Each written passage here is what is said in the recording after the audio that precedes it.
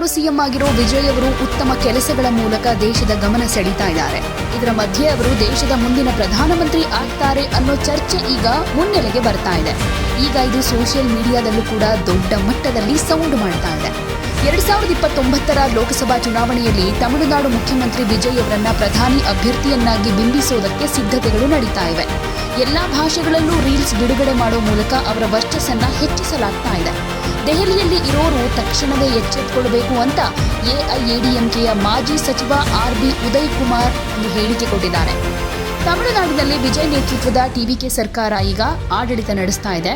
ಇದರ ಮಧ್ಯೆ ವಿಜಯ್ ಅವರ ಆಡಳಿತವನ್ನ ವಿಪಕ್ಷಗಳು ಟೀಕೆ ಮಾಡೋದಕ್ಕೂ ಕೂಡ ಶುರು ಮಾಡಿವೆ. ಎಐಎಡಿಎಂಕೆ ಮಾಜಿ ಸಚಿವ ಆರ್.ಬಿ. ಉದಯ್ ಕುಮಾರ್ ಅವರು ಸುದ್ದಿಗೋಷ್ಠಿಯಲ್ಲಿ ಮಾತನಾಡ್ತಾ, ತಮಿಳುನಾಡಿನಲ್ಲಿ ವಿಜಯ್ ಅವರು ಸಿಎಂ ಆಗಿ ಅಧಿಕಾರ ವಹಿಸಿಕೊಂಡು 75 ದಿನಗಳು ಕಳೆದಿವೆ. ಈ ಅವಧಿಯಲ್ಲಿ ರಾಜ್ಯದಲ್ಲಿ ಏನ್ ನಡೀತಾ ಇದೆ ಅಂತ ಸ್ವತಃ ಸಿಎಂ, ಸಚಿವರು, ಶಾಸಕರು, ಅಧಿಕಾರಿಗಳಿಗೆ ಅಥವಾ ಜನರಿಗಾದ್ರೂ ಏನಾದ್ರೂ ಗೊತ್ತಿದ್ಯಾ ಅನ್ನೋ ಅನುಮಾನ ನಮಗೆ ಮೂಡ್ತಾ ಇದೆ ಅಂತ ಹೇಳಿದ್ರು. ವಿಪಕ್ಷಗಳು ಎತ್ತಿ ತೋರಿಸುವ ವಿಷಯಗಳ ಕಡೆಗೆ ಮುಖ್ಯಮಂತ್ರಿ ವಿಜಯ್ ಅವರು ಗಮನದಲ್ಲಿ ಇಟ್ಕೊಳ್ತಾ ಇಲ್ಲ. ತಮಿಳುನಾಡಿನಲ್ಲಿ ಕಾನೂನು ಸುವ್ಯವಸ್ಥೆ, ಮಹಿಳೆಯರ ರಕ್ಷಣೆ, ಬೆಳೆ ಸಾಲ ಮನ್ನಾ, ಬರಗಾಲ, ಮೇಕೆದಾಟು ಅಣೆಕಟ್ಟು ವಿವಾದ, ವಿಭಾಷಾ ಸಮಸ್ಯೆ ಹೀಗೆ ತಕ್ಷಣವೇ ಪರಿಹರಿಸಬೇಕಾದ ಸಾವಿರಾರು ಸಮಸ್ಯೆಗಳಿವೆ. ಆದರೆ ಅತ್ಯಂತ ಸಹಜವಾಗಿ ಸಣ್ಣ ತಪ್ಪು ನಡೆದು ಹೋಗಿದೆ. ತಪ್ಪು ಮಾಡಿದವರು ಯಾರೇ ಆಗಿದ್ರೂ ಅವರ ವಿರುದ್ಧ ಕ್ರಮ ಕೈಗೊಳ್ತೀವಿ ಅಂತ ಹೇಳಿ ಟಿವಿಕೆ ಪಕ್ಷದವರು ಜಾರಿಕೊಳ್ತಿದ್ದಾರೆ ಅಂತ ಆರೋಪ ಮಾಡಿದರು. ಇನ್ನು ಮುಖ್ಯಮಂತ್ರಿ ವಿಜಯ್ ಅವರು ಮಾಡದ ಕೆಲಸಗಳನ್ನು ಕೂಡ ಮಾಡಿದ್ದಾರೆ ಅಂತ ಫೇಕ್ ವಿಡಿಯೋಗಳನ್ನ ರೆಡಿ ಮಾಡಲಾಗ್ತಾ ಇದೆ. ತಮಿಳು ಮಾತ್ರ ಅಲ್ಲ, ವಿವಿಧ ಭಾಷೆಗಳ ಇನ್ಫ್ಲೂಯೆನ್ಸರ್ಗಳ ಮೂಲಕ ರೀಲ್ಸ್ಗಳನ್ನ ಬಿಡುಗಡೆ ಮಾಡಿ ಅವರ ವರ್ಚಸ್ಸನ್ನ ಹೆಚ್ಚು ಮಾಡಲಾಗ್ತಿದೆ. ಇದನ್ನ ಬಿಟ್ರೆ ಈ 75 ದಿನಗಳಲ್ಲಿ ವಿಜಯ್ ಸರ್ಕಾರ ಯಾವುದೇ ಕೆಲಸ ಮಾಡಿದ್ದಾಗಿ ನಮಗಂತೂ ಕಾಣಿಸ್ತಾ ಇಲ್ಲ ಅಂತ ಹೇಳಿದ್ದಾರೆ. ಈ ಸುಳ್ಳು ವರ್ಚಸ್ಸನ್ನ ಇಟ್ಕೊಂಡೇ ಮುಂಬರೋ 2029ರ ಲೋಕಸಭಾ ಎಲೆಕ್ಷನ್ನಲ್ಲೂ ಮುಖ್ಯಮಂತ್ರಿ ವಿಜಯ್ ಅವರನ್ನ ಪ್ರಧಾನಿ ಅಭ್ಯರ್ಥಿಯನ್ನಾಗಿ ಬಿಂಬಿಸೋದಕ್ಕೆ ಸಿದ್ಧತೆಗಳು ನಡೀತಾ ಇವೆ. ದೆಹಲಿಯಲ್ಲಿ ಇರೋರು ತಕ್ಷಣವೇ ಎಚ್ಚೆತ್ತುಕೊಳ್ಬೇಕು ಅನ್ನೋದು ನಮ್ಮ ಎಚ್ಚರಿಕೆ ಅಂತ ಹೇಳಿದ್ದಾರೆ. ಈ ಬೆಳವಣಿಗೆಯನ್ನ ಹಾಗೆ ಇವರ ಹೇಳಿಕೆಯನ್ನ ಗಮನಿಸಿದ್ರೆ ಒಂದಂತೂ ಅನ್ಸುತ್ತೆ, ಅಂದ್ರೆ ಈ ಮಾತಿನ ಹಿಂದೆ ಇರೋದು ರಾಜಕೀಯ ತಂತ್ರಗಾರಿಕೆನಾ ಅಥವಾ ವಾಸ್ತವದ ಸಾಧ್ಯತೆನಾ ಅಂತ. ನಿಜವಾಗ್ಲೂ ವಿಜಯ್ ಅವರನ್ನ ಪ್ರಧಾನಿ ಅಭ್ಯರ್ಥಿ ಮಾಡೋದಕ್ಕೆ ದೆಹಲಿ ಮಟ್ಟಗಳಲ್ಲೇನಾದ್ರೂ ಹೆಜ್ಜೆಗಳನ್ನ ಇಡಲಾಗ್ತಾ ಇದೆಯಾ?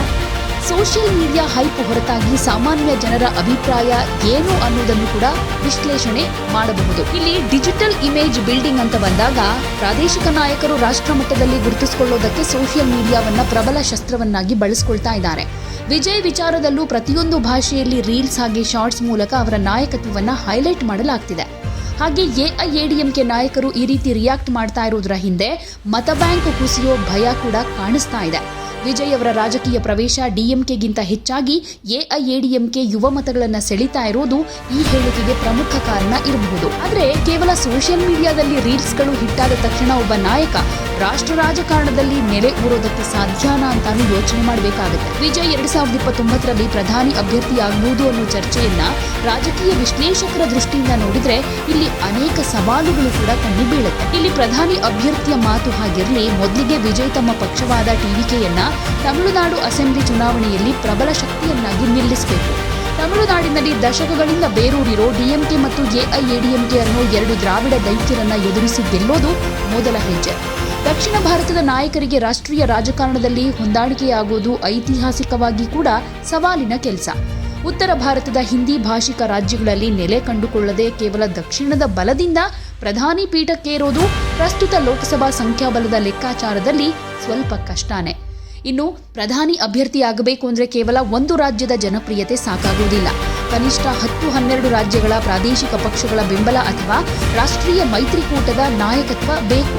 ಪ್ರಸ್ತುತ ನವಜಾತ ಪಕ್ಷವಾಗಿರೋ ಟಿವಿಕೆಗೆ ಅಂತಹ ರಾಷ್ಟ್ರೀಯ ಮೈತ್ರಿ ಜಾಲ ಇನ್ನೂ ರೂಪುಗೊಂಡಿಲ್ಲ. ಈ ಹಂತದಲ್ಲಿ ಸಾರ್ವಜನಿಕರ ಅಭಿಪ್ರಾಯ ಕೂಡ ಒಂದು ಕಡೆ ಗಮನ ಸೆಳೀತಾ ಇದೆ. ಇಲ್ಲಿ ವಿಜಯ್ ಅವರ ಬೃಹತ್ ಅಭಿಮಾನಿ ಬಳಗ ಮತ್ತೆ ಯುವ ಸಮುದಾಯ ಈ ಕಲ್ಪನೆಯನ್ನ ಸಂಭ್ರಮಿಸ್ತಾ ಇದೆ. ಸಿನಿಮಾ ಇಮೇಜ್, ಸಿಂಪ್ಲಿಸಿಟಿ ಮತ್ತು ಹೊಸತನವನ್ನ ಬಯಸುವ ಯುವಕರು ದಕ್ಷಿಣದಿಂದ ಒಬ್ಬ ನಾಯಕ ರಾಷ್ಟ್ರಮಟ್ಟದಲ್ಲಿ ಮಿಂಚಲಿ ಅನ್ನೋ ಆಶಯ ವ್ಯಕ್ತಪಡಿಸಿದ್ದಾರೆ. ತಮಿಳುನಾಡಿನ ಸಾಮಾನ್ಯ ಮತದಾರರು ಸಿನಿಮಾವನ್ನು, ರಾಜಕೀಯವನ್ನು ಪ್ರತ್ಯೇಕವಾಗಿ ನೋಡೋದಕ್ಕೆ ಶುರು ಮಾಡಿದ್ದಾರೆ. ವಿಜಯ್ ಅವರ ಸಾಮಾಜಿಕ ಕಳಕಳಿಯನ್ನ ಮೆಚ್ಚುವಂತವರು ಕೂಡ ಮೊದಲು ಅವರು ತಮಿಳುನಾಡಿಗೆ ಸ್ಪಷ್ಟ ಆಡಳಿತಾತ್ಮಕ ನೀತಿಗಳನ್ನ ಕೊಡ್ಲಿ, ಆಮೇಲೆ ದೆಹಲಿ ಮಾತು ಅನ್ನೋ ರೀತಿಯಲ್ಲಿ ಮಾತಾಡ್ತಿದ್ದಾರೆ. ಹಾಗೆ ಪೂರ್ವ ಭಾರತದ ರಾಜ್ಯಗಳಲ್ಲಿ ವಿಜಯ್ ಅವರ ಡಬ್ಡ್ ಸಿನಿಮಾಗಳಿಗೆ ಅಪಾರ ಅಭಿಮಾನಿಗಳಿದ್ದಾರೆ. ಆದರೆ ಚಲನಚಿತ್ರದ ನಟನಾಗಿ ಪ್ರೀತಿಸೋ ಜನ ರಾಜಕೀಯ ನಾಯಕನಾಗಿ ಸ್ವೀಕಾರ ಮಾಡೋದಕ್ಕೆ ಅವರ ಸಿದ್ಧಾಂತ, ರಾಜಕೀಯ ಅನುಭವ ಹಾಗೆ ಆಡಳಿತದ ವೈಖರಿಯನ್ನು ಕೂಡ ಗಮನಿಸ್ತಾರೆ. ಸದ್ಯದ ಮಟ್ಟಿಗೆ ಸಾರ್ವಜನಿಕರಲ್ಲಿ ಇದೊಂದು ಸೋಷಿಯಲ್ ಮೀಡಿಯಾ ಟ್ರೆಂಡ್ ಆಗಿ ಕಾಣಿಸ್ತಾ ಇದೆಯೇ ಹೊರತು ಗಂಭೀರ ರಾಜಕೀಯ ಚಳುವಳಿಯಾದಂತೂ ಮಾರ್ಪಟ್ಟಿಲ್ಲ. ಒಟ್ಟಾರೆ ಹೇಳೋದಾದ್ರೆ ಆರ್.ಬಿ. ಉದಯ್ ಕುಮಾರ್ ಅವರ ಈ ಹೇಳಿಕೆ ರಾಜಕೀಯ ತಂತ್ರಗಾರಿಕೆಯ ಭಾಗವೇ ಹೊರತು ಸದ್ಯಕ್ಕೆ ವಾಸ್ತವಕ್ಕೆ ಹತ್ತಿರವಾದ ಬೆಳವಣಿಗೆಯಂತೂ ಅಲ್ಲ. ವಿಜಯ್ ಅವರ ಡಿಜಿಟಲ್ ಇಮೇಜ್ ಮತ್ತು ಸೋಷಿಯಲ್ ಮೀಡಿಯಾ ಕ್ಯಾಂಪೇನ್ಗಳು ರಾಷ್ಟ್ರಮಟ್ಟದಲ್ಲಿ ಅವರ ಹೆಸರು ಸದ್ದು ಮಾಡೋ ಹಾಗೆ ಮಾಡ್ತಿರೋದಂತೂ ಸತ್ಯ. ಆದರೆ ಸೋಷಿಯಲ್ ಮೀಡಿಯಾದ ಲೈಕ್ಸ್ ಮತ್ತು ಶೇರ್ಗಳು ನೇರವಾಗಿ ಮತಗಳಾಗಿ ಅಥವಾ ರಾಜಕೀಯ ಮೈತ್ರಿಗಳಾಗಿ ಬದಲಾಗುವುದಿಲ್ಲ. 2029 ಇನ್ನೂ ದೂರ ಇದೆ. ಅದಕ್ಕೂ ಮುಂಚೆ ತಮಿಳುನಾಡು ವಿಧಾನಸಭೆ ಚುನಾವಣೆಯಲ್ಲಿ ವಿಜಯ್ ತಮ್ಮ ಪಕ್ಷವನ್ನು ಹೇಗೆ ಮುನ್ನಡೆಸ್ತಾರೆ, ಎಂತಹ ಸಿದ್ಧಾಂತವನ್ನ ಜನರ ಮುಂದಿಡ್ತಾರೆ, ಪ್ರಾದೇಶಿಕ ಮಟ್ಟದಲ್ಲಿ ಸವಾಲುಗಳನ್ನು ಹೇಗೆ ಫೇಸ್ ಮಾಡ್ತಾರೆ ಅನ್ನೋದ್ರ ಮೇಲೆ ಅವರ ರಾಷ್ಟ್ರ ರಾಜಕೀಯದ ಭವಿಷ್ಯ ನಿರ್ಧಾರವಾಗುತ್ತೆ. ಪ್ರಜಾಪ್ರಭುತ್ವದಲ್ಲಿ ಪ್ರತಿಯೊಬ್ಬ ನಾಯಕನಿಗೂ ಮಹತ್ವಾಕಾಂಕ್ಷೆ ಹೊಂದೋ ಹಕ್ಕಿದೆ. ಆದರೆ ಪ್ರಧಾನಿ ಪೀಠದ ಕನಸು ನನಸಾಗುವುದಕ್ಕೆ ಕೇವಲ ಸಿನಿಮೀಯ ಇಮೇಜ್ ಸಾಕಾಗುವುದಿಲ್ಲ.